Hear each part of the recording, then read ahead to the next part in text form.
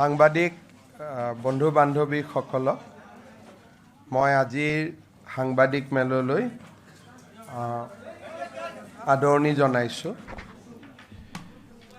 স্বাভাৱিকতে মই যি বিষয়ৰ ওপৰত সাংবাদিক মেল সম্বোধন কৰিব গৈ আছোঁ, ই বহুত বেছি আনন্দৰ বিষয় নহয়। আৰু যেতিয়া অসমৰ জনসাধাৰণৰ পৰা নিৰ্বাচিত সংসদ এজনৰ বিৰুদ্ধে বৈৰী ৰাষ্ট্ৰ বা শত্ৰু ৰাষ্ট্ৰৰ সম্বন্ধৰ কথা কোৱা যায়, সি আমাৰ জাতিটোৰ দুৰ্বলতাকো প্ৰমাণ কৰে আৰু আমাৰ জাতিৰ বাবে বা অসমৰ বাবে ই যে এটা দুখৰ দিন তাকো निश्चितভাৱে মই অনুভৱ কৰোঁ। असम का एक सांसद का पाकिस्तान से संबंध हो और इसका बारे में लोगों को बताना स्वाभाविक रूप से कोई गर्व का बात नहीं होते हैं, ये दुख का ही घड़ी होते हैं। और फिर भी मेरा रिस्पॉन्सिबिलिटी होते हैं कि देश का सामने जो भी होता है उनको आगे लेके जाके खुलासा करना, और वही काम आज हम यहाँ करने जा रहा हूँ। एक गोटेই घटनार आरम्भणि হৈছিলে। মই ছিংগাপুৰত আছিলোঁ ইনভেষ্টমেণ্ট সামিটত, আৰু তেতিয়া আমাৰ ইয়াত ছ'চিয়েল মিডিয়াত হঠাতে এখন ফটো আহিছিলে যে 2015 চনৰ 14 ছেপ্টেম্বৰত অসমৰ নৱনিৰ্বাচিত সংসদ গৌৰৱ গগৈ এটা ভাৰতবৰ্ষৰ যুৱ প্ৰজন্ম এটাক পাকিস্তান এম্বেচিলৈ লৈ যায়। আৰু এই ঘটনাটো যেতিয়া মই দেখা পালোঁ তেতিয়া বহু দেৰিলৈকে মই আচৰিত হৈছিলোঁ, আৰু মই নিশ্চিত আছিলোঁ যে ফটোখন ফ্ৰেম কৰা বা ফটোশ্বপ কৰা, আৰু এই ফটোখন কেতিয়াও সঁচা হ'ব নোৱাৰে। কাৰণ ভাৰত আৰু পাকিস্তানৰ সম্বন্ধৰ বিষয়ে আমি জানো। অপাৰেশ্যন সিন্দুৰ তেতিয়া হোৱা নাছিল, কাৰ্গিল যুদ্ধৰ কথা আমি জানো। আৰু কেনেকৈ আমাৰ অসমৰ জিন্তু গগৈয়ে দেশ মাতৃৰ কাৰণে চৰম আত্মত্যাগ কৰিছিলে কাৰ্গিল যুদ্ধত, তাকো আমি জানো। আৰু পাকিস্তানৰ এম্বেচিলৈকে যুৱ প্ৰজন্মৰ প্ৰতিনিধি দল এটাক নৱনিৰ্বাচিত সংসদ এজনে লৈ যোৱা, আৰু সংসদজন যেতিয়া অসমৰ এজন পূৰ্ব মুখ্যমন্ত্ৰীৰ সন্তান হয়, অসমৰ এটা সম্ভ্ৰান্ত পৰিয়ালৰ সদস্য হয়, তেতিয়া সঁচাকৈয়ে ই এক আচৰিত হ'বলগীয়া ঘটনা। আৰু মই বহু দিনলৈ বিশ্বাস কৰি আছিলোঁ যে সেই ফটোখন মিছা, সেই ফটোখন সঁচা হ'ব নোৱাৰে। ये सारे घटना का शुरुआत हुए, मैं सिंगापुर में था, एक असम का इन्वेस्टमेंट का प्रपोजल लेके सिंगापुर में था। वो समय ये फ़ोटो, ये पिक्चर वायरल हुए कि हमारे असम का सांसद गौरव गोगोई जी ने ये युवा लोगों को लेके पाकिस्तान एम्बेसी में चला गया, और तब अब्दुल बसीत पाकिस्तान का हाई कमिश्नर था, उनका साथ काफ़ी देर बिताया, और एक प्रकार से पाकिस्तान को लेजिटिमाइज करने का कोशिश भी हुए। ये पिक्चर अगर आप कारगिल युद्ध का प्रेक्षापट में देखें तो हमारे ही असम का कैप्टन जिंटू गोगोई ने देश के लिए प्राण दिए थे, और कोई सारे लोगों ने देश के लिए प्राण दिए थे, और पाकिस्तान का साथ हमारा संबंध का बारे में सब जानते हैं, और कैसे ऑपरेशन सिंदूर का समय देश का लोग कैसे प्रधानमंत्री जी का पीछे खड़ा हुए थे, इससे ही देश का भावना का भी पता चलता है। मेरा नहीं लगता है कि कांग्रेस का कोई भी और नेता, कांग्रेस में कोई सारे नेता है जो कोई सारा विषय में बीजेपी को सपोर्ट भी नहीं करते हैं, सरकार को भी सपोर्ट नहीं करते हैं, इंडिपेंडेंट व्यू रखते हैं। लेकिन कांग्रेस का भी कोई नेता आज तक पाकिस्तान एम्बेसी में ऐसे डेलीगेशन लेके गया है, ये भी जो मेरा मेमोरी है वो मेमोरी ये भी सपोर्ट नहीं करता है। हम हमेशा कोई सारे नेता को क्रिटिसाइज करता हो, सैम पित्रोदा से लेकर जयराम रमेश से शशि थरूर तक, लेकिन पाकिस्तान एम्बेसी में ऐसे जाने का चित्र शायद वो सब लोगों का भी नहीं है। तो ये जब पिक्चर देखा बहुत देर तक मैंने सोच के रखा था ये कोई फोटोशॉप है, कोनोबाई एखनक बदमाशी करी बनाइছে। But after 2-3 days, Congress people started endorsing it. Congressor মানুহবিলাকে কোৱা আৰম্ভ কৰিলে গৈছে যদি কি হৈছে, গৈছে যদি কি হৈছে। Then I realized that this picture is true. তাৰ মানে এই ফটোখন সঁচা হয়। Then we open up the entire investigation because it cannot be in isolation. যেতিয়া যুৱ প্ৰজন্মক কোনোবাই এনেকে পাকিস্তান এম্বেচিলৈকে লৈ যায় আৰু তেওঁলোকে স্বীকাৰ কৰে and they try to defend, then we have to realize that there is something more behind this picture. Followed by this, Abdul Basit paid a visit to Assam also, but okay, an ambassador can always come. I don't want to go on length, but followed by this picture, he came to Assam also, and that's a different story. I don't want to go through it. But যেতিয়া এই ফটোখন তেওঁলোকে সঁচা বুলি ক'লে আৰু ফটোখনক defend কৰিবৰ কাৰণে আৰম্ভ কৰিলে, then we try to lift the veil যে ইয়াত কি আছে, এইটোতো এটা সাধাৰণ ঘটনা হ'ব নোৱাৰে, there must be something more. Then we searched and then we found that Gaurav Gogoi's wife, Elizabeth Kolban Gogoi, was working in Pakistan since March 18, 2011 to March 17, 2012. And then we searched further on different open source and social media. Then we found that the family is very closely connected with a person called Tauqueer Sheikh. যেতিয়া আমি আৰু অলপ অনুসন্ধান কৰিলোঁ তেতিয়া আমি গম পালোঁ যে গৌৰৱ গগৈৰ পত্নী এলিজাবেথ কলবাৰ্ণ গগৈ মাৰ্চ 18, 2011 পৰা মাৰ্চ 17, 2012 এই বছৰটো মই মনত ৰাখিবৰ কাৰণে আহ্বান জনাম, পিছত ইয়াৰ ৰেফাৰেন্সত মই কম, that she worked in Pakistan, and during that period they become very close to a Pakistan gentleman called Tauqueer Sheikh. Now let us start this press conference with we are going to flag certain points on Tauqueer Sheikh, on Elizabeth Kolban Gogoi and Gaurav Gogoi.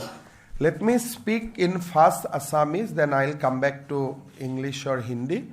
And these are very, very important investigation, very, very important allegation. When a sitting MP and the deputy leader of Congress party is involved in it, moi bhabu this become more and more serious. So we just want to go through our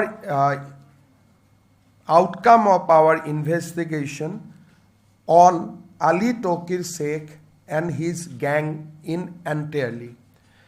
This investigation was done by Assam Police SIT. A case was registered on our CID police station, and yesterday Cabinet, after going through the report, Cabinet is of the opinion that this matter should be investigated by a central agency, and we have decided to refer the matter to the Ministry of Home Affairs for further investigation, and case will be transferred to central government once we get affirmative reply from the central government. Now, let us come to our submission on Ali Tauqueer Sheikh. I'll request people at least to come out of that cameraman সকল অকণমান যদি টিভিটোৰ পৰা আহে so let us go আমি প্ৰথম Ali Tauqueer Sheikhৰ ওপৰত কম the presentation is English মই অসমীয়াত কৈ গৈছো Ali Tauqueer Sheikh কোন হয় Ali Tauqueer Sheikh এজন পাকিস্তানৰ প্ৰভাৱী নাগৰিক Ali Tauqueer Sheikh পাকিস্তানৰ প্লেনিং কমিশনৰ উপদেষ্টা আছিল আৰু আমাৰ ইনভেষ্টিগেশ্যনে প্ৰমাণ কৰে যে তেওঁ পাকিস্তান সামৰিক বাহিনীৰ অত্যন্ত নিকটৰ তেওঁৰ ৰেসিডেন্সিয়েল এড্ৰেছ হ'ল ইছলামাবাদ ইয়াতে আমাৰ তেওঁৰ ওপৰত সেন্ট্ৰেল এলিগেশ্যনটো হ'ল যে তেওঁ ভাৰতৰ আভ্যন্তৰীণ বিষয়ত হস্তক্ষেপ কৰি ভাৰতবৰ্ষখনক অশান্ত কৰাৰ এটা ষড়যন্ত্ৰ ৰচনা কৰিছিল নাও how Ali Tauqueer Sheikh বা Ali Tauqueer Sheikh এই গোটেই ইনভেষ্টিগেশ্যনটোত কেনেকৈ সোমাই পৰিলে Ali Tauqueer Sheikh is the CEO of Lead Pakistan Lead Pakistan নামৰ অৰ্গেনাইজেশ্যন এটাৰ তেওঁ চিফ এক্সিকিউটিভ অফিচাৰ আৰু climate and development knowledge network CDKNৰ তেওঁ এছিয়ান হেড গভৰ্ণমেণ্ট অফ পাকিস্তানত তেওঁ ইভেন প্ৰাইম মিনিষ্টাৰে যিবিলাক কমিটি গঠন কৰে he is a member of many committees form by government of Pakistan, Prime Minister of Pakistan in international forum. So, Elizabeth Colburn Gogoi, তেওঁ আমেৰিকাত কাম কৰিছিলে under Senator Tom Udali. তাৰ বিষয়ে আমি কম 2011 চনত তেওঁ পাকিস্তানলৈ আহে আৰু তেওঁ লিড পাকিস্তান নামৰ অৰ্গেনাইজেশ্যন Ali Tauqueer Sheikhৰ মেইন ফৰ্টেটো আছিলে যে ইণ্ডাছ ৱাটাৰ ট্ৰিটি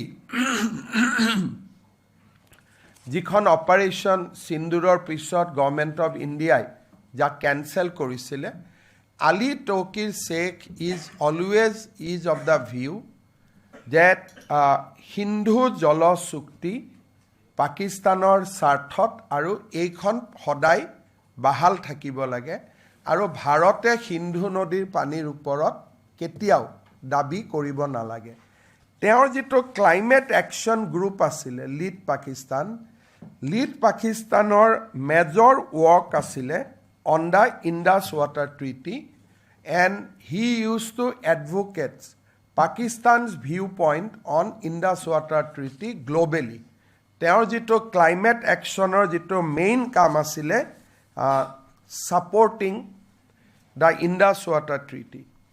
তাৰ পিছত তেওঁ ক্লাইমেট একচনৰ নামত সদায় তেওঁ পাকিস্তানৰ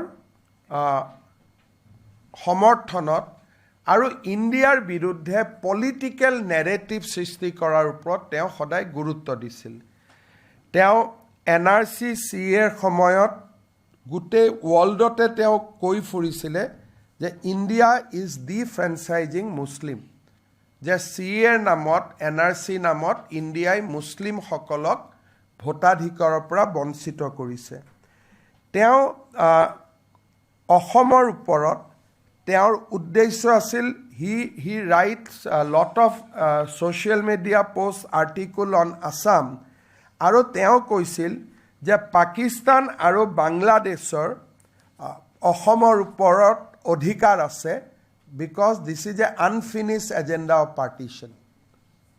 Ali Tauqueer Sheikhৰ যেটো viewpoint আছিলে demands Pakistan Bangladesh shared view and response on Assam Muslim population.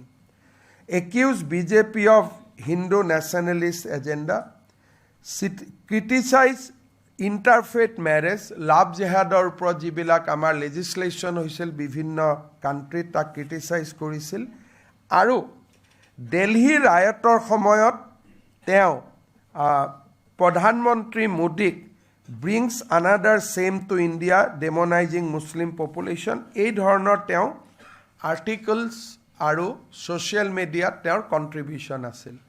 So eitue praman ki kore je he was never an environmentalist. He was holding fort for Pakistan on Indus Water Treaty and other related issues of the current region of conflict between India and Pakistan. There, all these points were documented. We will give you a paper book. You will be able to see those tweets, see this post. Apnaloke nije sabo paribo. And Ali Tauqueer Sheikh, Assam uporot he was an interested party. Bharator uport interested party. Aru ji Hindu Jolo Treaty, jikhon Congress amak japi disil, Bharate tak Operation Sinduror samoyot tak ami tak batil korisilu. Teor favorot, heikhon treatyr favorot teo international opinion create korisil. Assamor uporot teor view asile, Indiar uporot view asile, aru Ali Tauqueer Sheikhor tweets bur kenokwa asile. Bravo, Gaurav and 6 others suspended from Indian Parliament by Speaker for standing up for a fellow citizen. Suspend me, but please discuss Delhi riots. Then he used to tag Elizabeth Kolban Gogoi on those tweets. Namot environmentalist, but teo hodai Bharator aibhontorin bishoyr uporote teo dristi asile. There are lots of tweets jak apunaluka, moi apunalukok dim, apunaluke sabo paribo. Aru jetia a investigation to start hol, suddenly he deleted all his tweets. Normally, a people of Pakistan should not fear about an investigation by Assam police because we cannot reach him. But in order to protect someone, he deleted his entire tweets. Assam police ketiao Pakistanor pra Ali Tauqueer Sheikhok greptar koribo noare. Kintu jetia Assam police investigation to arambho korile, Ali Tauqueer Sheikhe Twitteror pra teo complete data teo mosi pelale, he closed the Twitter's account. For why? Obviously to protect someone in Assam in India because Assam police anyway cannot reach Ali Tauqueer. So you can see the live connection. The ejon Pakistani nagorike Assam policeor bhoyot tweets delete koribo pare niki. That means teo kabak rakhonabekkhon dibo khujisile. Now Teo India frequently ahisile. Teo India jibilak host asile. Teolukok ami investigate korisilu, teolukok ami kotha patisilu. Nagarajan M, Mukesh Kumar, teoluk lead India employee asile. Teoluke amak teolukor ব্যক্তিগত অনুভূতি disile je Ali Tauqueer Sheikh held a vigorously anti-India worldview, exhibited a clear tendency to humiliate India during his visit to India, displayed behavior to belittle Indian culture. Iyat teo jibilak host asile, dujon hostok ami kotha patisilu, Nagarajan aru Mukesh Kumar, duijone amak koisile je Ali Tauqueer anti-India, Indiar culture against bahut besi beakoi comments kore, aru teor gute behavior to Bharatok heo protipanno kora. Now, interesting thing is that during the Congress period, era of UPA, he was allowed 13 times, Ali Tauqueer Sheikh. Very interesting. Jijon Manuhar viewpoint against India. He criticized India in all the forum. But he was allowed to visit India 13 times. And all visit took in the time when Dr. Manmohan Singh was the Prime Minister of India and Elizabeth and Gaurav was closely connected to the power structure of India. He came from Pakistan 4 times, Dubai para 5 bar, Abu Dhabi para 2 bar, Afghanistan para ebar, Thailand para ebar. Every time India government has given him visa. Which is very, very interesting. যে এজন anti Indian মানুহক India গভৰ্ণমেণ্টে কেনেকৈ visa দিব পাৰিলে and all these visas were issued during Congress rule once prime minister Modi came to power he stop visiting India the moment ইণ্ডিয়াত ভাৰতীয় জনতা পাৰ্টীৰ চৰকাৰ আহিলে তেওঁ ইণ্ডিয়াত অহা বন্ধ কৰি দিলে আৰু তাৰ আগতে তেওঁ ভাৰতত কেইবাৰ আহিছিল 13 বাৰ তেওঁ 2010 পৰা 2013 লৈকে 13 ডিসেম্বৰলৈকে তেওঁ ভাৰতলৈকে 10 বাৰ আহে আৰু তেওঁৰ in the 2 or 3 visits he brought certain very important people তেওঁ লগত আনিছিল একবাৰ doctor জাফল ইকবাৰ কোৱাদিৰ in the guise of attending a seminar but more interestingly he brought Mrs. Jaha Sayar Vayani, Assistant Attorney General of Pakistan. India visitot ahute, teo Pakistanor Attorney General ko logot loi ahisil. Aro other Pakistani national teo logot ahisile, Mrs. Syama Mehnaz Vayani, Jahara Sehar Vayani, we don't know about them, but the first lady was the Attorney General of Pakistan, Assistant Attorney General of Pakistan. So Ali Tauqueer nije 13 bar aha nohoy, he also brought high-level Pakistani officials along with him during the visits of India. So if the NDMA chief can be given the color that he come for climates, but Attorney General visits to India, আৰু তেওঁলোকে coat আছিলে দিল্লীৰ এখন সৰু হোটেলত আছিল call Metropolitan hotel they did not stay any good hotel they used to stay in a metropolitan hotel called Delhi it was a small guest house they used to stay there now how Elizabeth Gogoi is linked up to Ali Tauqueer in 2011 Elizabeth has come to Pakistan from America. Aru Ali Tauqueer Sheikhe Elizabeth Gogoi lead Pakistanot sakori die. Aru pisoloi Elizabeth was transferred to India but continue to be paid by the Ali Tauqueer. That মই আৰু অলপ কম যে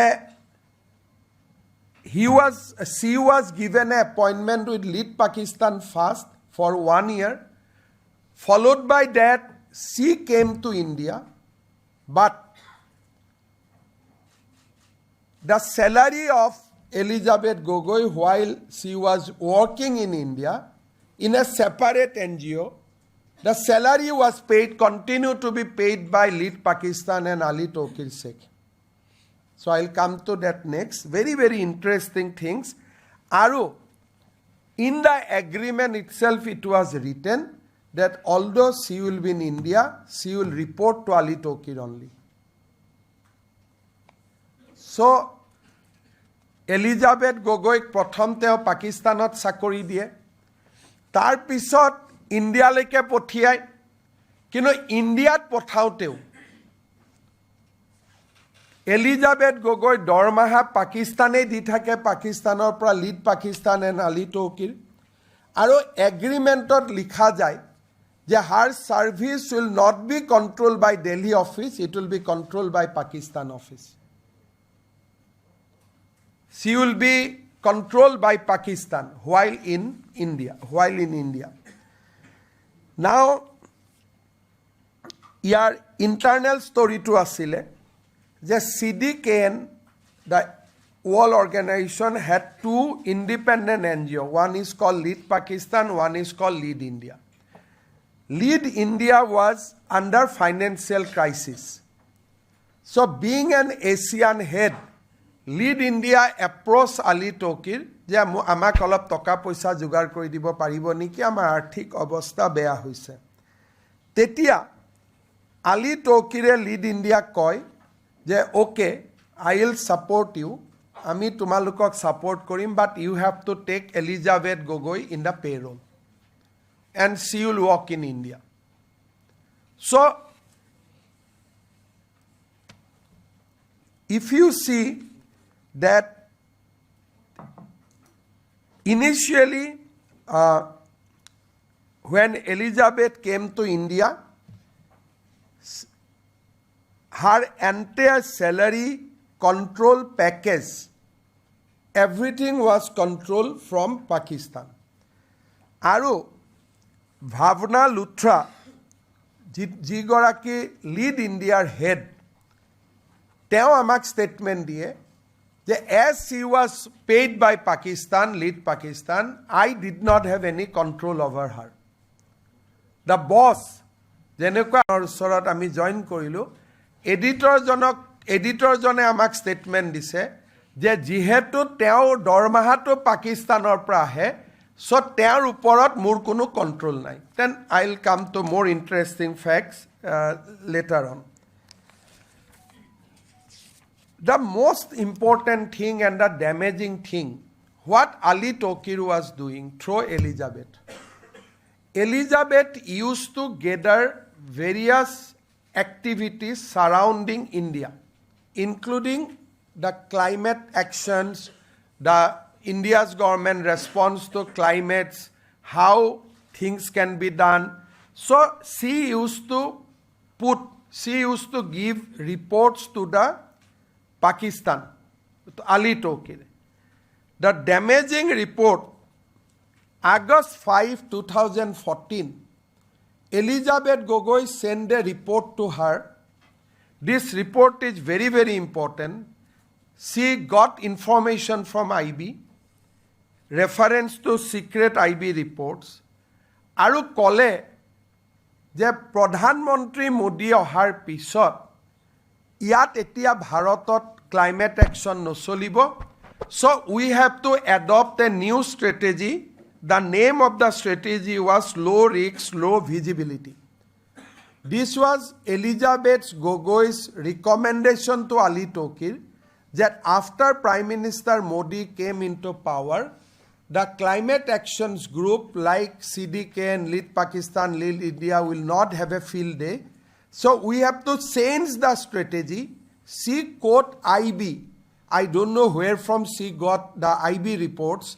She quote IB and she says that now we have to change the strategy to low risk, low visibility, and very important thing, teo Ali Tauqueerok bujale যে now we have to bypass central government for our activity in India. Now we have to bypass central government and oversight through sub-national engagement. We'll come to the report later. তেখেতে কি ক'লে যে ভাৰতত এতিয়া মোদী আহিলে, গতিকে ভাৰত চৰকাৰৰ লগত এতিয়া আমি একো কাম নকৰোঁ, আমি চেণ্ট্ৰেল গভৰ্ণমেণ্টক বাইপাছ কৰিম আৰু মিউনিচিপালিটি ষ্টেট গভৰ্ণমেণ্টৰ লগত আমি ডিৰেক্টলি কাম কৰিম, লো ৰিস্ক লো visibility. This is Elizabeth Gogoi's 45 pages report to Pakistan, and she procured certain vital IB reports. She quote according to IB. Now, who has given her access to IB? Only she will know. But in her report, she extensively quote IB, and she recommended a strategy that low visibility, low risks, and bypass the central government. আৰু এই ৰিপৰ্টটো কাক দিছিলে? এজন পাকিস্তানী নাগৰিক Ali Tauqueer Sheikh. And she is the wife of a MP from Assam. This is the situation. So now, Jetia Elizabeth Kolban Gogoi was working in Pakistan from 2011 to 2012. Ali Tauqueer Bharatot ahisil Attorney General logot loi, NDMA officer logot loi. Ali Tauqueer used to take Elizabeth also India along with him.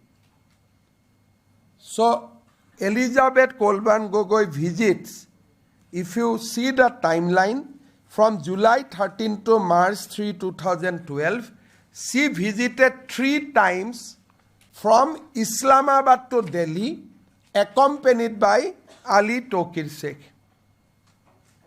So Ali Tauqueer Sheikh used to came to India, and Elizabeth is always accompanied by the Ali Tauqueer in his 3 visits out of 13 visits. So we have just আমি আপোনালোকক দেখুৱাইছো যে how Ali Tauqueer and Elizabeth is a part of international conspiracy. Once you will see that 45 pages reports, when Modi came, they become settled.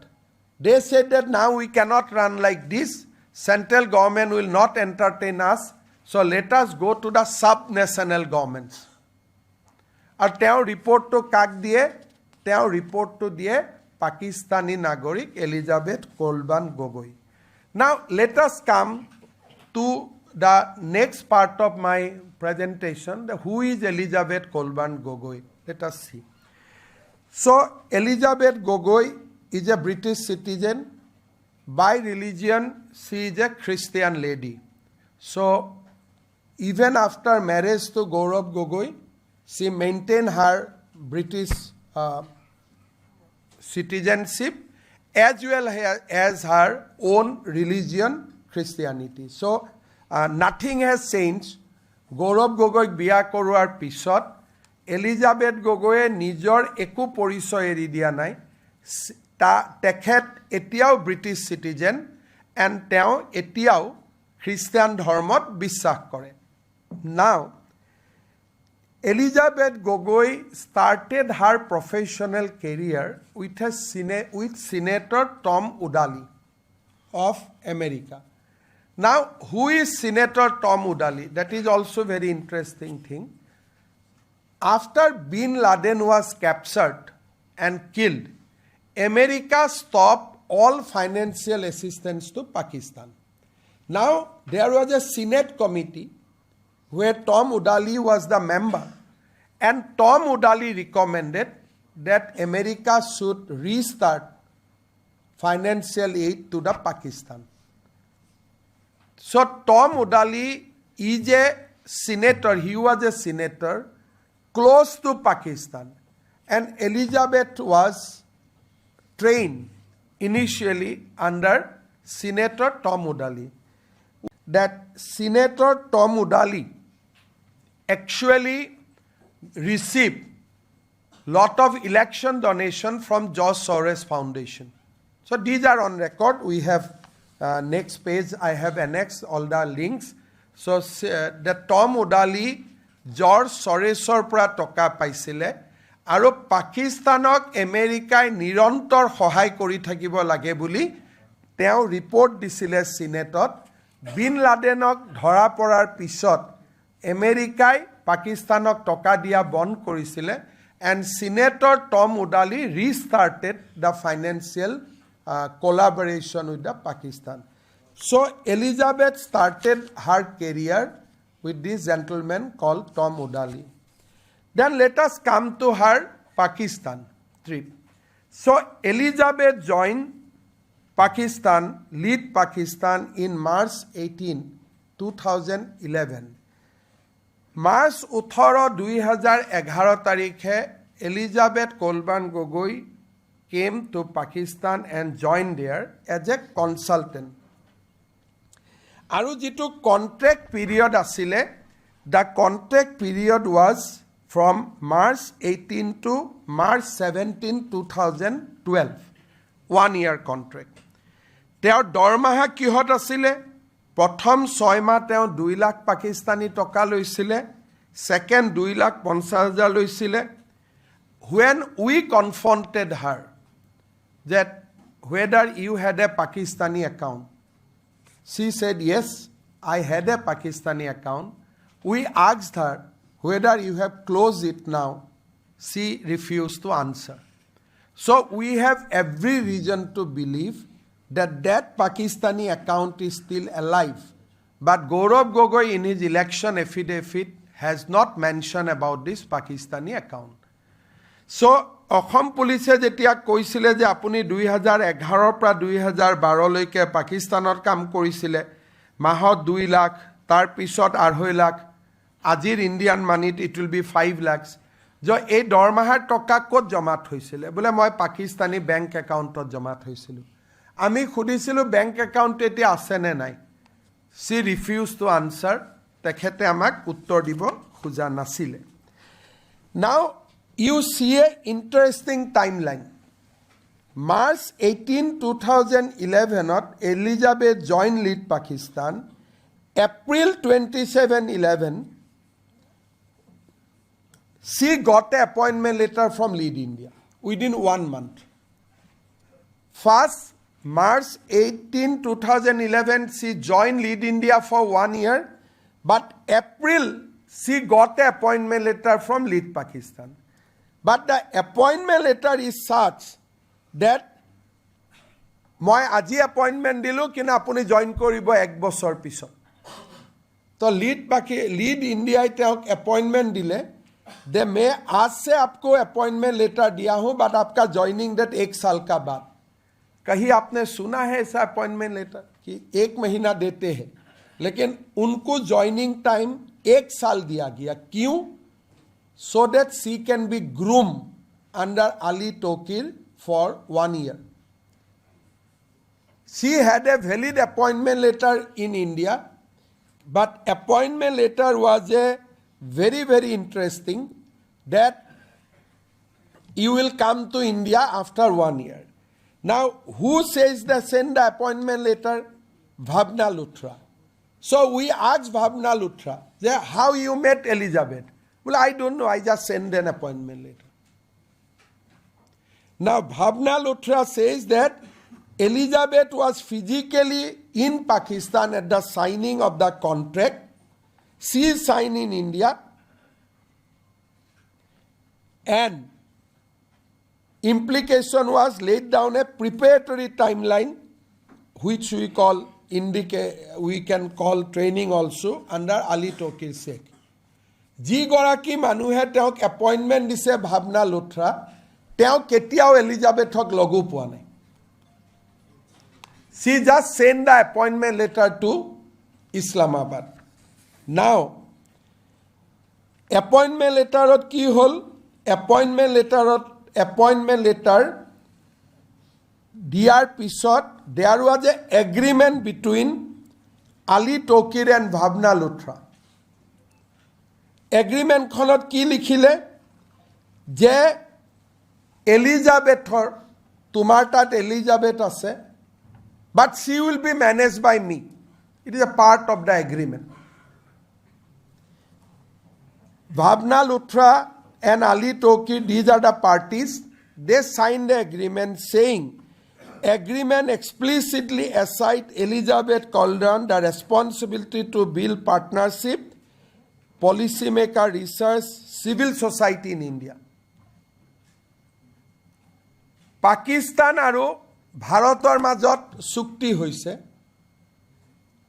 between Ali Tauqueer and Bhavna Luthra. আৰু সেই চুক্তিৰ আধাৰত Elizabeth has been appointed in India আৰু what was the job of the Elizabeth to enter into the civil society policy makers and researchers যে এই তিনিটা শ্ৰেণীৰ লগত Elizabeth will work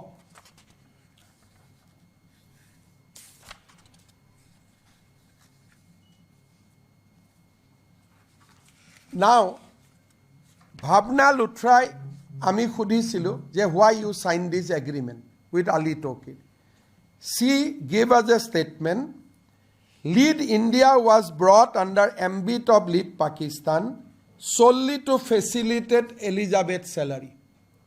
যে এই এগ্ৰিমেণ্টখন যে হৈছিলে এই এগ্ৰিমেণ্টখনৰ মূল উদ্দেশ্য আছিল এলিজাবেথক দৰমহাটো যাতে পাকিস্তানৰ পৰা পায় second FCR permission was mobilized by Lead India to legalize Elizabeth's salary.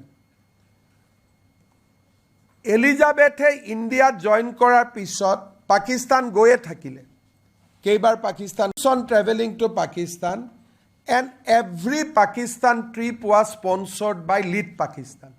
She is the employee of Lead India, but her Pakistan trip is being sponsored every time by the Lead Pakistan. Second, that as I said, that whenever Ali Tauqueer come to Lead India office, he is always accompanied by our Elizabeth Kolban Gogoi. Now, come to the main issue. Elizabeth was contracted for salary of 2.5 lakhs. But her boss, Bhavna Luthra, her salary is 50,000. The boss, Bhavna Luthra's statement, আমাক দিছে যে মই দৰমহা 50,000 পাওঁ কিন্তু এলিজাবেথক মই দৰমহা 2.5 লাখ দিওঁ Now you come to the legal provision. Indian FCRA is not for foreign national.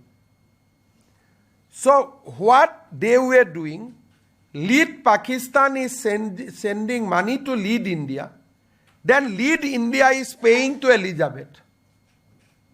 So to bypass the FCRA regulation, তেওঁলোকে কি কৰিলে just to pay salary to the Elizabeth Kolban Gogoi, Lead Pakistan is sending money to Lead India, Lead India is paying to Elizabeth. এতিয়া Pakistanor para foreign donation is never approved in India. The crux is kuno Pakistan NGO Indian NGO toka dibo nware. This is the only one example when government of India must have allowed at that point of time before Modi came to power. This is the only occasion. Today, a Pakistan NGO, Assam NGO toka dibo nware, Bharator NGO toka dibo nware because it is an enemy country.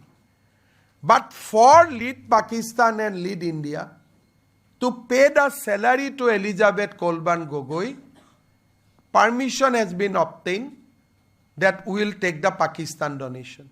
Probably, Home Ministry, this will be the single example when Pakistan FCRA has been agreed and to pay to a foreign national because Elizabeth is a foreign national.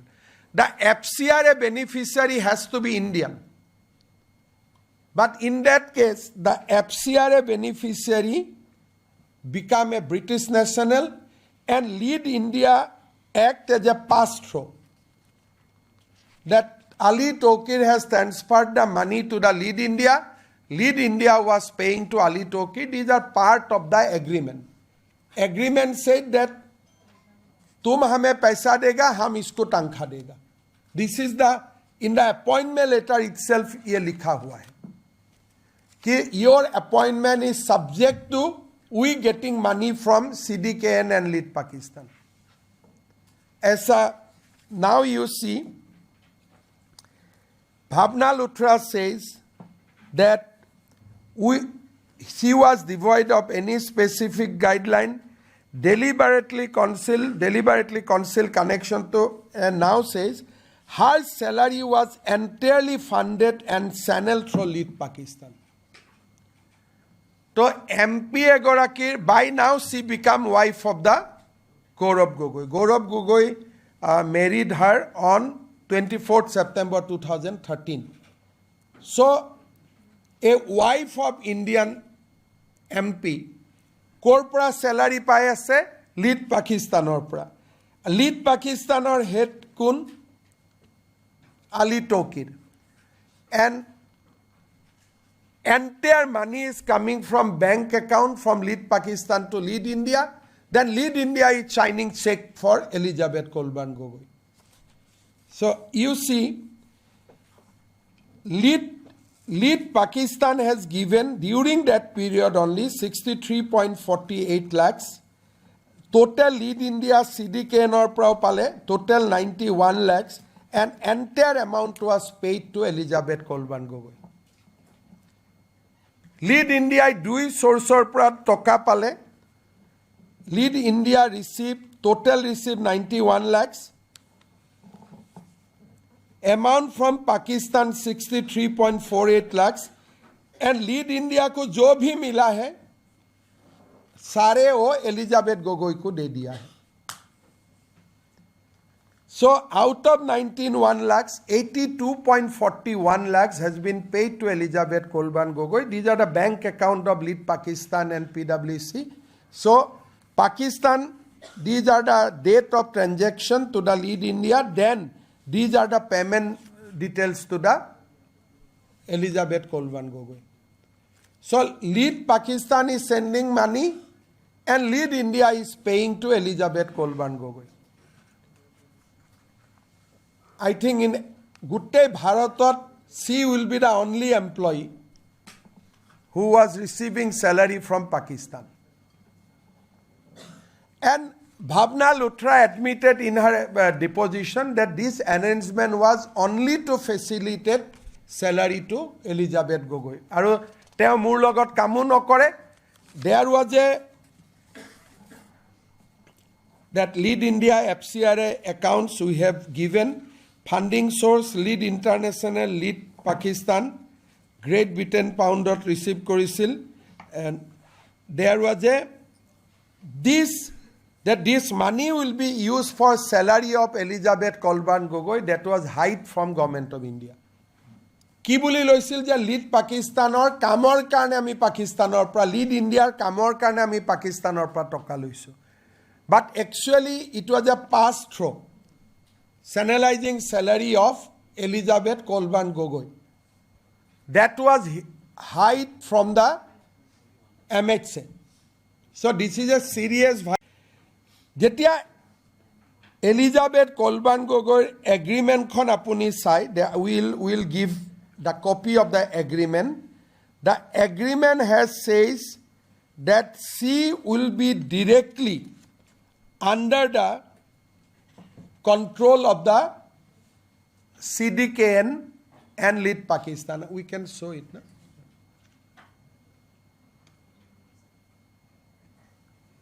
You can see CDKN program, India is part of the overall NH and directed by Lead Pakistan and One Partnership Delivery Alliance. As such, the personnel in the statement of work normally manage and their work overseas and approved by the Asian Regional Director.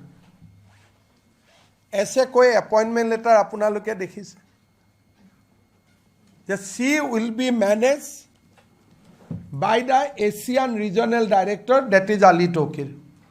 And in the agreement itself, it was written that she is the CDKN program manager, program lead in India. She will be managed and directed by Lead Pakistan. These are the part of the agreement. A sitting MP's wife is being managed by Pakistan. These are the documents which we seized during our investigation process.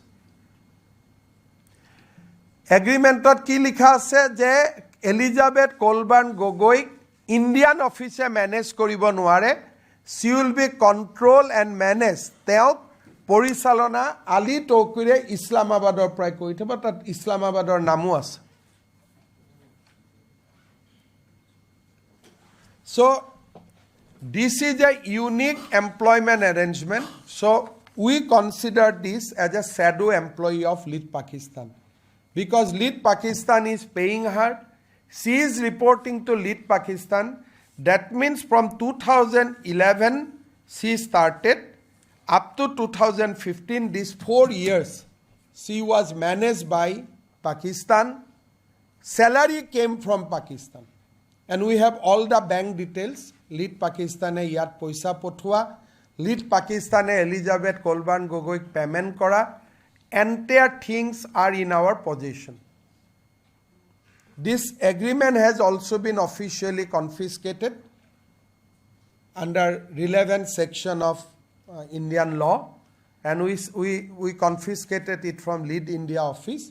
And she herself told us, the Bhavna Luthra amak nije koise, that she is being controlled by Pakistan, and this line clearly indicates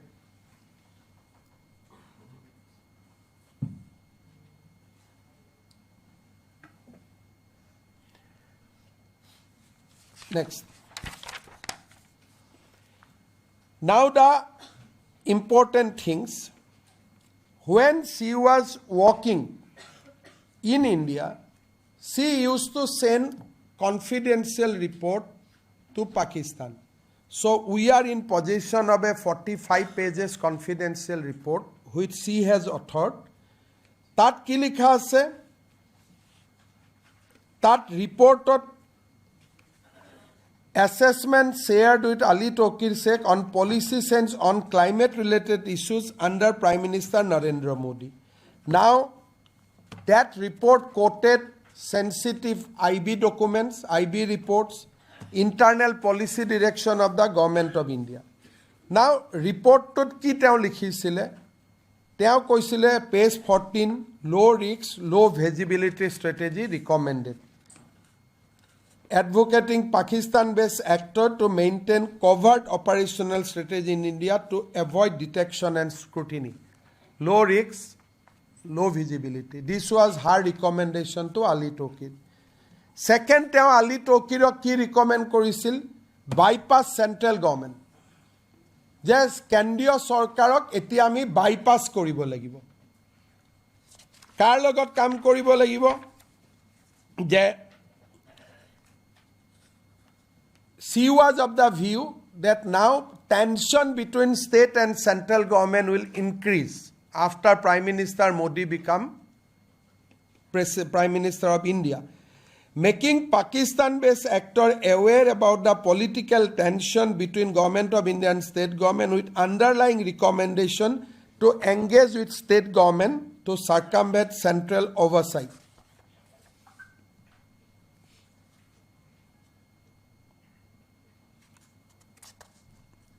She herself says that my job is to work with the policy makers and all.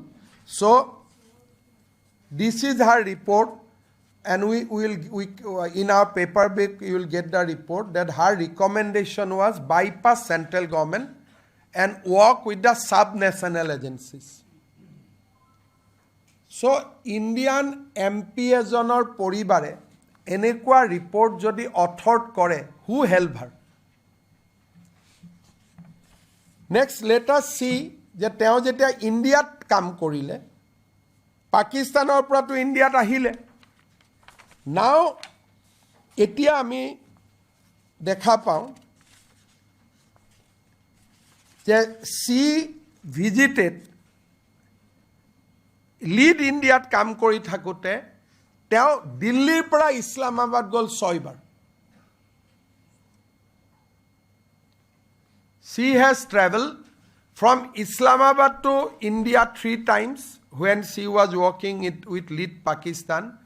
But when she was working with Lead India, 6 bar teo Islamabad goise. Aru jetia sakori bodlale, Oxford Policy Management eta belek eta organization thumale, that time she visited 3 times.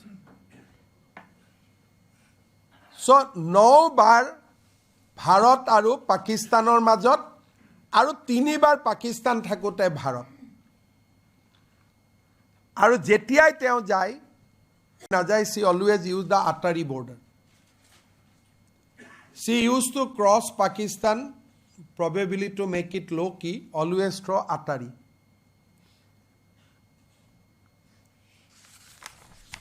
So, Indian MP ejonor wife, she visited 9 times to Pakistan when she was become formally wife of Gaurav Gogoi.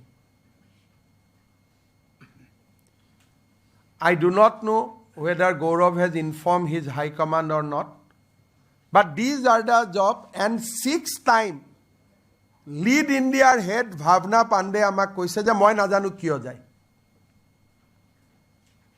The manager has given that her controlling officer has said that why she is going to Pakistan, I don't know. I have not sent. Now, why she is traveling so frequently at that point of time between India and Pakistan?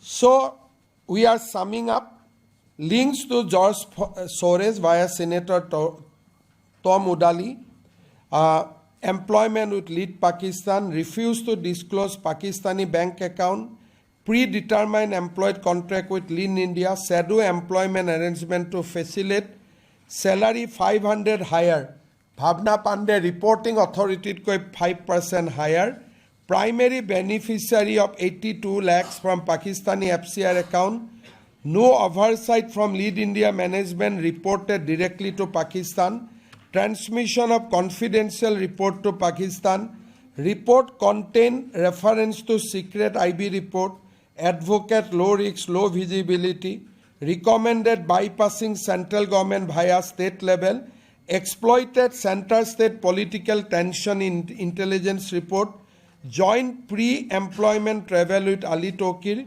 6th unauthorized visit. Because why we are saying unauthorized? Because her reporting bosse najane kiyo goise. 6 bar unauthorized visit and 3 additional Pakistan visit after she joined Oxford Policy Management. So sitting MP egorakir ghoiniyeke 9 bar Pakistanor logot up and down korise, prior to marriage 3 times, post marriage 9 times. And he is the deputy leader of our Congress Parliamentary Party. So this is what our finding on Elizabeth Kolban Gogoi. Now come to Gaurav Gogoi. So we know that what is his. So Gaurav took a very, very confidential visit to Pakistan. Why we say confidential, I'll tell them. He went to Pakistan in December 14, 2013 and stayed up to December 24. So it was a visit which was there for 10 days. Usually, Pakistanot 10 days visitor karne, you can analyze that Pakistan is not a tourist place that 10 din goi tate thakibo. When he was being questioned in Assamese media that why you have gone to Pakistan, then he said, my wife is working in Pakistan, my mat logabo goisilu. But Elizabeth Kolban Gogoi came to India on 1st June 2012. She joined Lead Pakistan. So jetia Gaurav Gogoi Pakistanot goisile, Gaurav Gogoi poriyale ba poribare Pakistanot kam kori thoka nasile. She was working in India, but Gaurav tried to explain to the Assamese media that my wife was at that point of time in Islamabad. That is why I visited. But that is false, because Elizabeth Kolban Gogoi joined Lead India on 1st June 2012 with headquarters in Delhi. But he visited Pakistan December 14, 2013 to December 2024. Again, to keep the visit a low profile, he decided to go by Atari border. Now, Atari border di par hoy. At that point of time, Gaurav was residing in the residence of Chief Minister of Assam. That point of time, his father was Chief Minister of Assam. Assamor Mukhyamontrir Basabhavanot thake. Definitely it is a very, very important visit. Ami Ahomor SB khudisilu de whether you have been informed. They said that we were not informed. So this was a confidential visit. Before, up to December 2013, he was active in social media. On return, December 25th, he started his social media. But that 10 days was digitally, he was silenced. He did not post any photograph of his visit to Pakistan, nothing. He was just out of radar, 3 days. Now, let us come to the more important point. As you know, that there is a set of diplomatic engagement between India and Pakistan, that visa is city specific. Jetia India pra kunuba manu Pakistanot jabo, tar niyam tu hol visa will be granted to a city. And when Pakistani citizens come to India, visa is given either Delhi or Mumbai. That's the standard protocol which both the country follow. There is no overall country visa. So Pakistan jabor karne Pakistan visitor karne kuno visa napabo. Lahore, Islamabad, Karachi, kunuba eta jagat jabor karne visa pai jot kam ase. Teneke Pakistani manu jodi Bharatot ahe, kunuba eta jagar visa pabo, Delhi, Guwahati country. Now see their connection. Gaurav and Elizabeth traveled together on 15 December with a visa stamp, which we'll show you.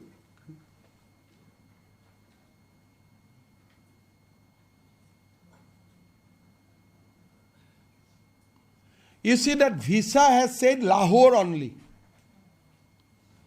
The visa was issued for Lahore. So this is very important thing. Teo kot jabo visa dile, okol Lahore jabo. Kun tarikhe teo gol, 12 tarikhe 12 December teo visa dile, 15 December teo, after 3 days after getting the visa, he went to Lahore. Now, what happened? The Pakistani, next page. The Pakistani Interior Ministry issued a letter saying that he is also allowed to visit Islamabad and Karachi.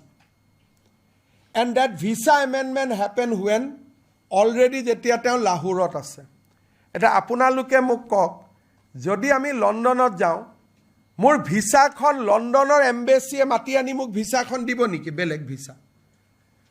Apunak ji visa lagibo India te loi jabo lagibo.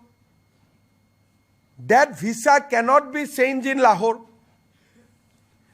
Suddenly, Lahore, teo Lahorot goi puar pisot, Interior Ministry of Pakistan has issued a letter. Now we want this letter from Gaurav Gogoi. Letter khonot ki likha asil. But you can clearly read,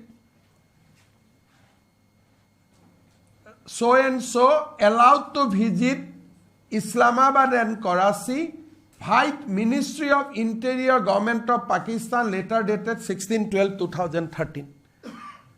So 15 Gaurav arrived in Lahore and 16 Ministry of Interior recognized his presence in Pakistan and invited him, in my language, to Islamabad and Karachi. That point of time he was not MP. Ketiaba ki hoy MP hole, Montri gole, ketiaba embassy might log pabo pare. He was a simple citizen. Now this letter we want. I will request Gaurav Gogoi to give the copy of this letter to media, because a letter to ki likha asile. Why he was allowed to Islamabad and Karachi.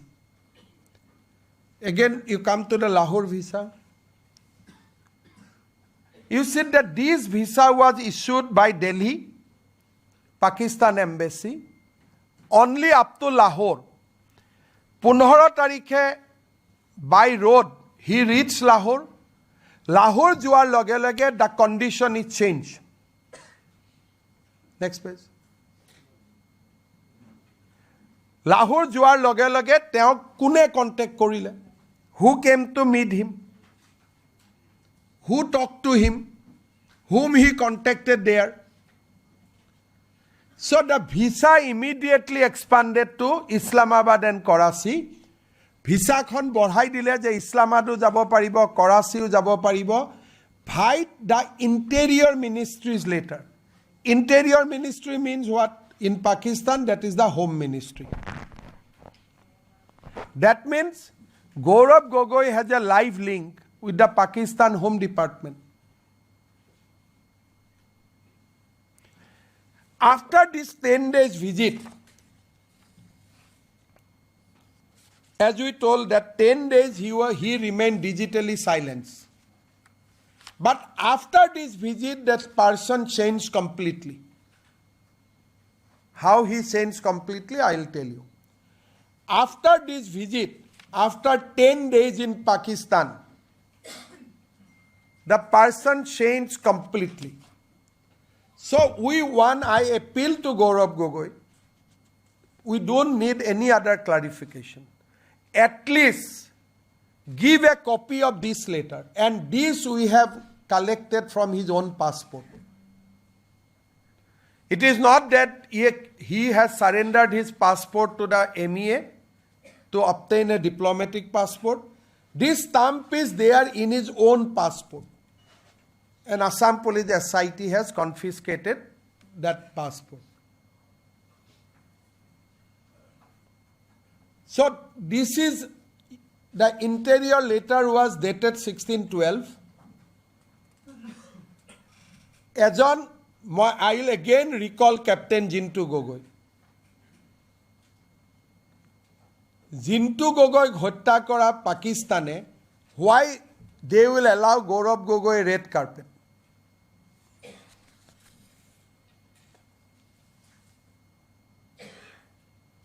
Now, Assamor media teo keneke অসত্য কথা কৈছিল প্ৰশান্ত ৰাজগুৰুৰ আগত ইণ্টাৰভিউত মই কেইটামান clarification দিছোঁ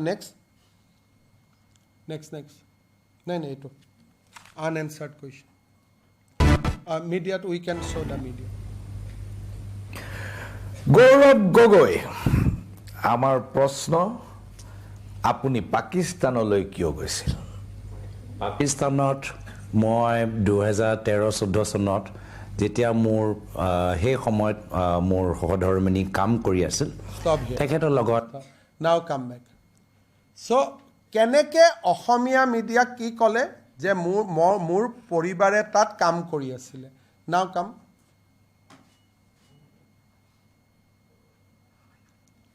so unanswered question and again unanswered ha Gaurav Gogoi visited Pakistan 21 months after Elizabeth left the government. And Prashanto Rajguru ki kole? Je mur wife Pakistanot asil kotha to enekwa easy kori dile. Je mur wife Pakistanot asil karone moi lock koribo goisilu. Her wife joined India 1st June 2012. And she visited Pakistan. They visited Pakistan again on 16/12/2013. So this show যে কেনেকে আমাৰ মানুহখিনিক অসমৰ সাংবাদিকসকলক তেওঁ কেনেকে mislead কৰি আছে প্ৰত্যেকটো দিনত So now we want that letter. আমি we grill Elizabeth Gogoi. We asked Elizabeth Gogoi that Gaurav with whom in Pakistan? She refused to answer.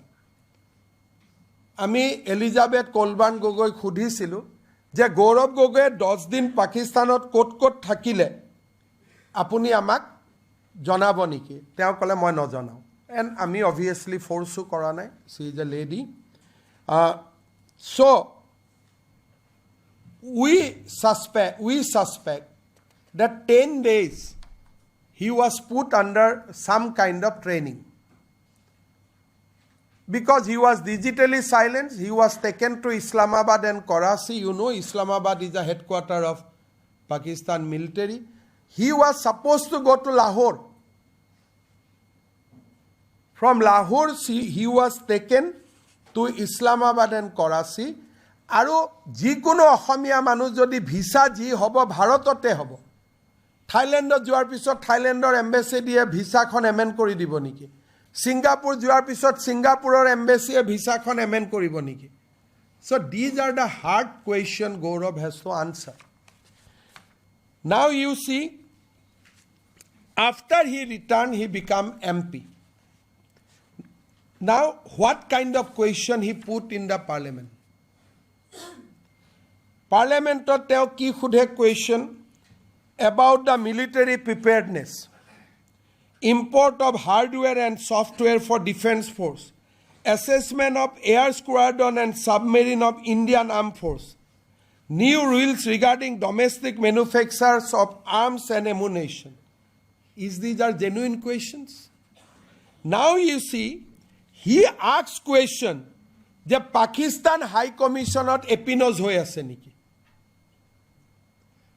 ভাৰতে পাকিস্তান হাই কমিশনত চোৰাংচোৱা কৰি আছে নেকি so these are abstract from his parliamentary question. Epinoses at the Pakistan High Commission of Delhi. Is it for a MP to ask? Then you see, he asks strategies of the nation's water mission area close to that Colvin's area of work, the climate change related questions. Sensitive military question. Gaurav put question in parliament. Apnaloke just you see and think. Nuclear power plants. Quote ase. Uranium reserve in Jharkhand, Meghalaya, Andhra Pradesh, Telangana, Rajasthan, Tamil Nadu, Bihar. Where it is. He was asking about uranium reserve. These are immediately after his Pakistan visit. He was asking about uranium tapping. He was asking about Western Front. He should have asked question on Eastern Front, he being MP from Assam. He was asking question on Western Front. He was asking import of hardware, air squadron, submarine assessment. So as a first-time MP, asking government so many confidential matters, can't we link to his 10 days training in Pakistan? Till he come clear, যে মই পাকিস্তানত ক'ত আছিলোঁ. He must reveal all his picture. পাকিস্তানত থকা সময়ৰ photo, পাকিস্তানত থকা সময়ৰ day to day, minute to minute details. He now must give to the people of Assam and people of India. Because these are questions followed by his Pakistan visit. These are the questions he asked within 1 year of Pakistan visits. Second, he took that delegation to Pakistan embassy also after he came back from Pakistan. He came back from Pakistan, he became MP. Kunuba MP লৰা ছোৱালীক পাকিস্তান এম্বাসিত লৈ যায় নেকি? Have you ever heard a sitting MP of Indian Parliament takes youth to Pakistan embassy? But all these things happen after his return from Pakistan. Until and unless he clarified about his Pakistan visit, about the Interior Ministry later, we have every right to say that you have undergone a 10-day course. Why you have been picked up from Lahore? Because you have consented, by taking a visa, you consented to visit Lahore. Now who picked up, who blackmailed you to visit Islamabad and Karachi? Have you applied by your own self or it was an offer? তুমি আবেদন কৰিছিলা নে তোমাক নিজে লৈ গল? Never forget, he was chief minister of a sensitive state, son of a chief minister of a sensitive state. So who took him to Islamabad and Karachi? How he spent next 10 days? That people of India must know, people of Assam must know. Otherwise, his every parliamentary question will be seen with suspect. You see that who is the other member of parliament in India who visited Pakistan embassy with a youth delegation? যুৱ সকলক লৈ যুৱস্থান এম্বেছিত যোৱা ভাৰতৰ দ্বিতীয়জন সংসদৰ নাম আছে নেকি? Now see the next, it is more dangerous. May 12, 2022, there was no COVID. অসমৰ সাংবাদিকসকলক তেওঁ আকৌ মিছলিড কৰিছিলে. Show the clip.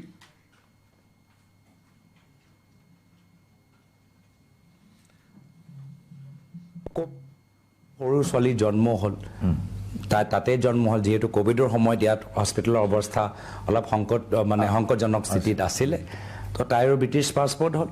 আৰু ল'ৰা ছোৱালীৰ লগত অহা যোৱা কৰোঁতে যদিও মোৰ ল'ৰা দিল্লীত জন্ম হ'ল, তাৰ ইণ্ডিয়ান পাছপৰ্টটো ল'ৰা ছোৱালীৰ দায়িত্ব বেছিভাগ মাকৰ লগত থাকে। আৰু ৰাজনৈতিক পৰিয়ালটো গোটেই দায়িত্ব মাকৰ লগত থাকে। তো আমি তেখেতৰ সৰু ল'ৰা ছোৱালী আমি কৈছোঁ যে তুমি মাকৰ লগত থাকা, আহোঁতে যাওঁতে যদিও তুমি দিল্লীত পঢ়া শুনা কৰা, দিল্লীত তুমি ক্ৰিকেট বিৰাট কোহলি ভাল পোৱা, জসপ্ৰীত বুমৰা ভাল পোৱা, কিন্তু মাকৰ লগত থাকিলে আমাৰ এইটো সুবিধা হয়। চ' কি কৰে, মাকৰ লগত থাকিব দিলে।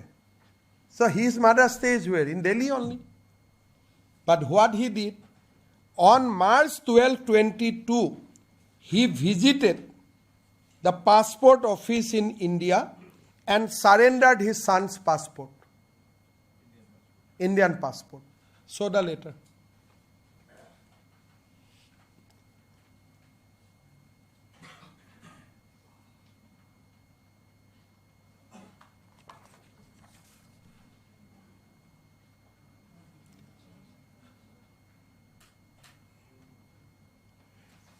You see, a MP surrendered his son's Indian passport. How disgraceful. তাত কি লিখা আছে? Sri Gaurav Gogoi has surrendered the passport of his son because he took the nationality of another country. Gaurav Gogoi, he himself visited the passport office and surrendered his son's Indian passport. কিমান দুখৰ কথা হ'ব পাৰে Tarun Gogoi নাতিনিয়ে। Without his consent, he is a small boy. So Gaurav Gogoi visited the passport office, Gaurav Gogoi passport office visit kore, aru lorar Indian passport surrender kore. Now you come to the next presentation. Next. You see this slide. যেতিয়া master কবিৰ গগৈৰ Indian passport আছিলে, his religion was written as a Hindu. So when the first elder son has an Indian passport, the religion was written as Hindu. But when he acquired British citizen, they stopped writing the religion of his son. Now, his youngest daughter, Maya Gogoi, she is having a British passport from beginning, and she declared in before the Indian authority that her religion is Christian. Mother says that I am a Christian. The daughter says I am a Christian. Small girl, they do not know also. May 2020 জন্ম হৈছে, 5 years old kids. তো ছোৱালীজনীক জন্মৰ পৰাই Christian, ল'ৰাজনৰ পাছপৰ্টত হিন্দু আছিলে, now it has been shifted to blank. That means it is in the process.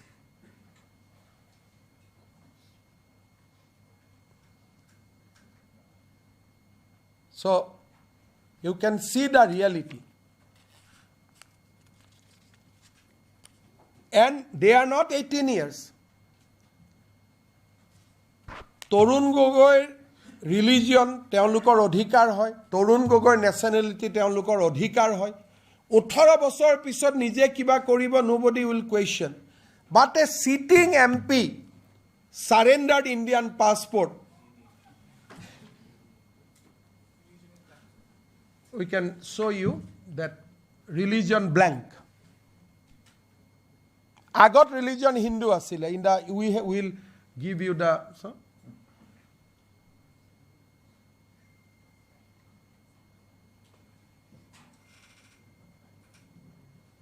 you see, this was written Hindu. When he was holding an Indian passport, he was mentioned as a Hindu. The moment he took the British passport, his religion gone blank. Now show his daughter passport.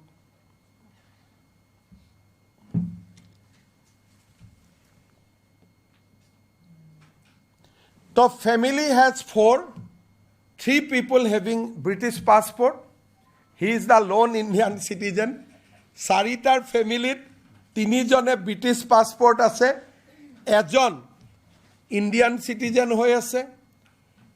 4 joner bhitor 2 jon Christian, ejon blank, aru ejon Hindu.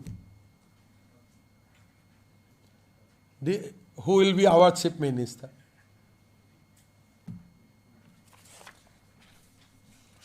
So, we have shown you that right from visa anomaly to surrender passport and everything. We are circulating a paperback to you where every documents I have quoted is there in origin. I mean Xerox, but we have certified that as a origin. Gaurav Gogoi passport or Hindu. He is the in his house, in his home, he will be always in minority. Any motion he cannot pass. He will not be able to pass. So, in parliament also, he will be always with the minority and home. No. So, paperback to DD was okay.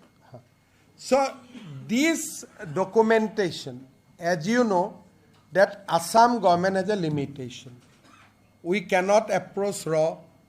We cannot go to the Pakistan embassy. We cannot requisition the service of Interpol. We believe a deeper connection between Elizabeth Colburn Gogoi, Gaurav Gogoi and Pakistan. And this cannot be simple. Interior Ministry inviting him, visiting his wife, visiting Pakistan 9 times after she came to India, authoring report that Kendra Baddi go to the state, quoting illegally IB reports, then কাম কৰি আছো ইণ্ডিয়াত salary আহি আছে Pakistan. So these are not easy things to digest, and had it been another country, probably matter would have been different. But this is all about Pakistan. A gutei kotha to kar logot link Pakistanor logot. So Assam government has yesterday decided that decided to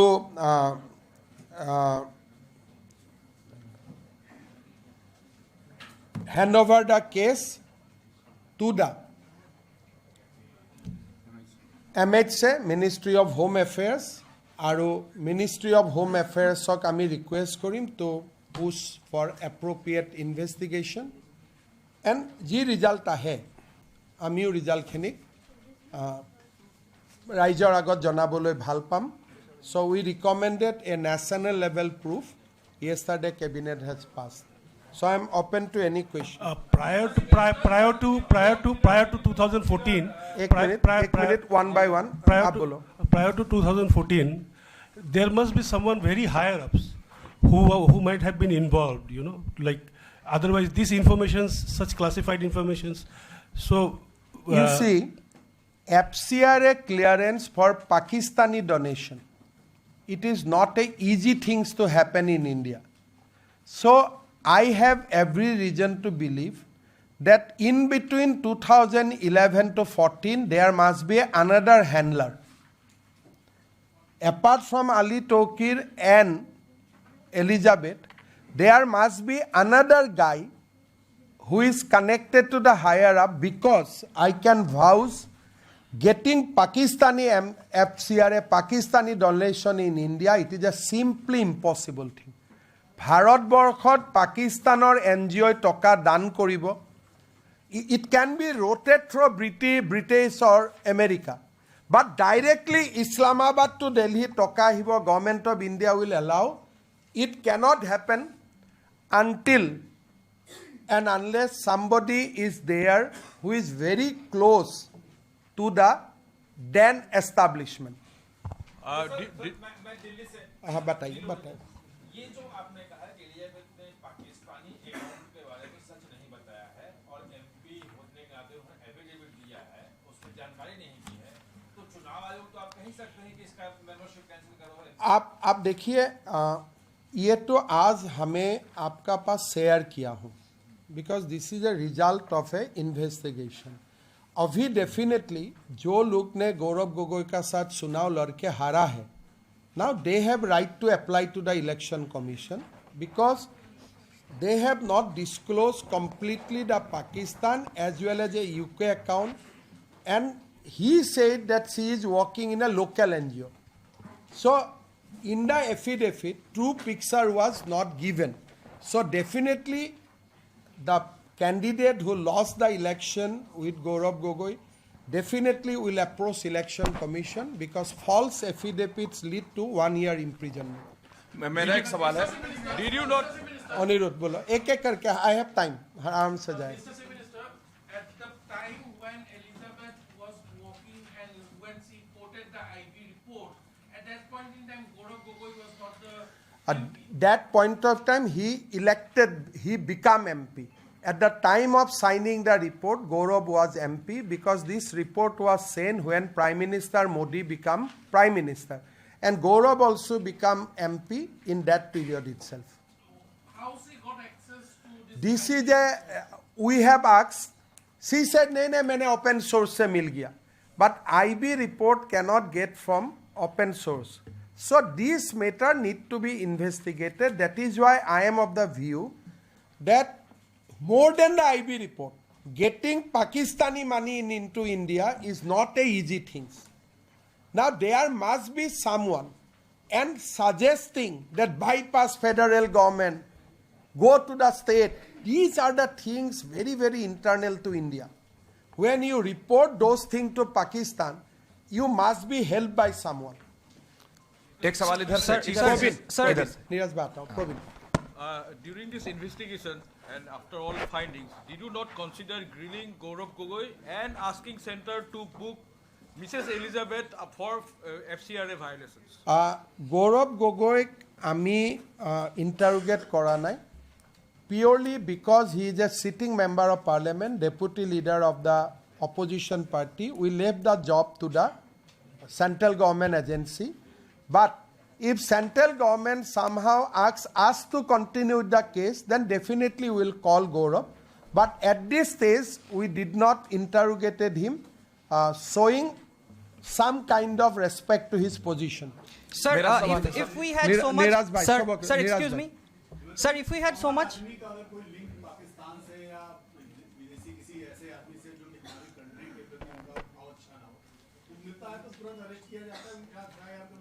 अरे एक तो देखिए, एक operation सिंदूर में समय एक